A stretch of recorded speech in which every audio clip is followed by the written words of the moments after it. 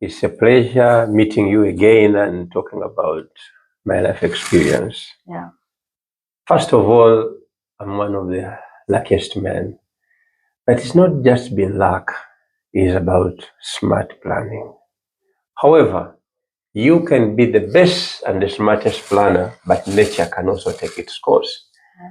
With all the good things and the travels and the ability to have a voice to talk to people, in the midst of a conference planning that I loved, I was hit by news from a doctor that I am a cancer candidate and he needed more tests to be done. How long ago is that? That was about 1 year and almost 1 year and a half. It was such a big blow to me because until last year, I never thought about that there is an end to what I was doing. I just kept on going and things were looking glamorous. However, I left my team that I was working with and decided to go for the tests and to get the results. And the results came back and they said, my brother, you only have 1 year to live. It was the biggest blow of my life because I never even thought about a year. It's something that I didn't even think about 20 years. I have a grandmother who is 107 years and a father who is 85 and a mother who is 82, all healthy. Where would I even think about living at an early age? At an early You're age. living at an early age in a time of 1 year. Exactly. So I asked the doctor, what is it that can prolong my life so that I can serve the people better? And he told me, lifestyle. If you have a good lifestyle, you take your medications in time. However, this came amidst a situation that I was the founder, I was the brain behind the conference that we are going to hold. So, because the doctors knew that treatment is part of accepting what I love to do, they allowed me to operate the planning of the conference on a bed in the hospital for a month. So I would meet all people and discuss how we are planning for the conference while I'm in the hospital bed. This gave me the strength to love the medical system here, because if I was in a different part of the world, they even don't allow patients to get in your private room. They don't even allow people to come and stay long in the rooms of the patient, but the whole entire team was coming to me in the hospital and we are planning on a weekly basis what needs to be done, what needs to be where. Why? Because I was thinking about continuity. If I did not tell them what needs to be done, what if I passed on in the night? So with this, I created people who trust me. I created a team that works with me, who know I work tirelessly to achieve a goal. Wow. So this is one of the issues that hit me so hard that it is now more than 1 year I'm alive. I don't even feel sick. And when I went back, the different times I've gone for the treatment, they say, undetectable, there is no cancer in your bones and all that. Mr. Lwabai, just give us stand stop at that. I've known you for over 2-3 years. You hit me so hard on the way you work, by the way. You're one man that I have known. I told my team before we met you that he's going to tell me I slept at 5. And now he has to have an appointment at 11. And I'm like, but why? You're sick on a dying bed and you still have meetings. Because I am seeing an element of depression. I am seeing an element of stress. I am seeing, because organizing a global conference calls for too much, more than you can handle. You're receiving medical attention, therapy for that case. And then you have a workstation besides your hospital bed. How did you manage this? I mean, you have people behind this, family? What was this energy? Where did you get this energy from? First of all, yeah. I have something inside me that there are things I can still do to make life better for the others. Wow. My life has been, I am responsible for about 300 people coming here. And they can come, integrated themselves, they're paying taxes to the government of Canada. Many people have, there has been a lot of migration because of what I do, but they have been positive. They have been respected. They have been able to pay their dues where they live, but they have also used their success wherever they are to change home. They have been able to transfer monies and technology and help in education, and this is how the global south will help alongside the rest of it. So for me, I did not have time for depression. My doctor told me I was one of the positive thinkers he has ever seen. All I asked him that, what are the chances that I can live another 5 years? He said, you can even actually live up to 10 years, but Real let's life begin with experience. getting your treatment right. And I never missed a treatment. I never missed a pill. I met the doctor in time. I ate right. Of course, one issue is I'm supposed to sleep for 7 hours a day. That is practically impossible because I have too much to do. And I don't think that if I only sleep for 5 hours, it will deter my health. Mr. Lwabai, our viewers, this is a real life experience now.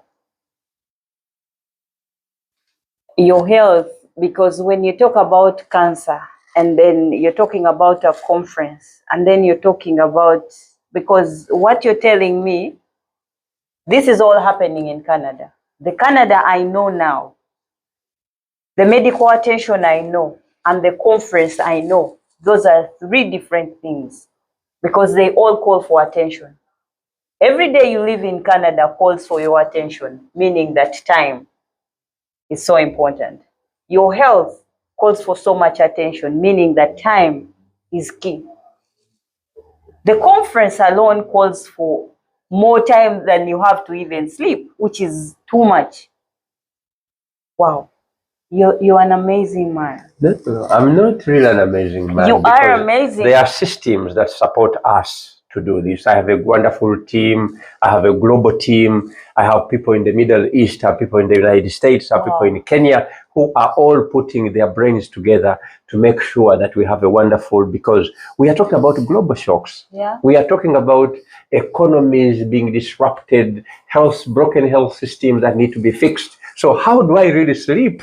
Because I have a long journey. I have a lot to do. I have a lot to achieve. So the doctor, you do a test. How many tests had you done for the doctor to tell you that this one test is coming out and you're cancer free? It took about 2 weeks of tests. And from the blood to from the blood system to actual cutting pieces of the body and testing them. So it took about 2 weeks. And when it came, it was a reality. And I accepted the reality from the moment it happened. And I asked only one question: what is it that I can do that I live longer? And then he said, well, if you live a good lifestyle, you can even do 10 years, but you must go for the test and you have medication. We have a lot of brothers and sisters in Canada today, newcomers. The biggest challenges are about their health. People have been challenged health-wise, challenged too much. Like one time a friend made a statement and said that we're really hard methods because some of the sicknesses they announce to you in this land, I think maybe we had them many years home, but we did not know, but we've been surviving. But in Canada, it's not survival. What is this advice? What are you telling somebody who is kind of feeling it's the end of the road? Because I'm just putting myself in your shoes, having this announcement from a doctor, giving me a report that I have cancer. And then the next morning I have to walk to office and I am organizing a conference, a global conference for this case, to meet different persons in whatever capacity. And I am sick. Because many people are like, if it's my turn, then I have no purpose for living. Well, I'll tell you something. There are children, we have babies who die in 1 hour. We have people who die in a month. There are people who die at age of 30. For those who are in the religious world, Jesus died at 33. Muhammad was not 100 years old before he died. So it's not really about the death. It is how you work, knowing it will come at a particular day, because death is permanent. You cannot there is no formula for it. However, you can continue pushing it away by doing the right things. Especially you have to go and see your doctor when you are here. Secondly, there is an issue between the global north and global south. I was told that prostate cancer is for only black people.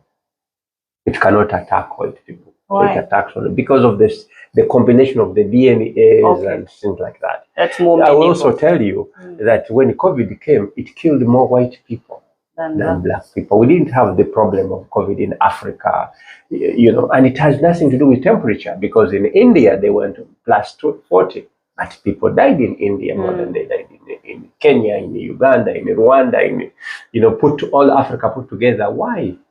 It has to do with the immunity of the people in Africa, because they already have had real shocks in their lives, that when a disease like this comes, their bodies have known how to work with it. The system is stronger. There is nothing clear about something like that.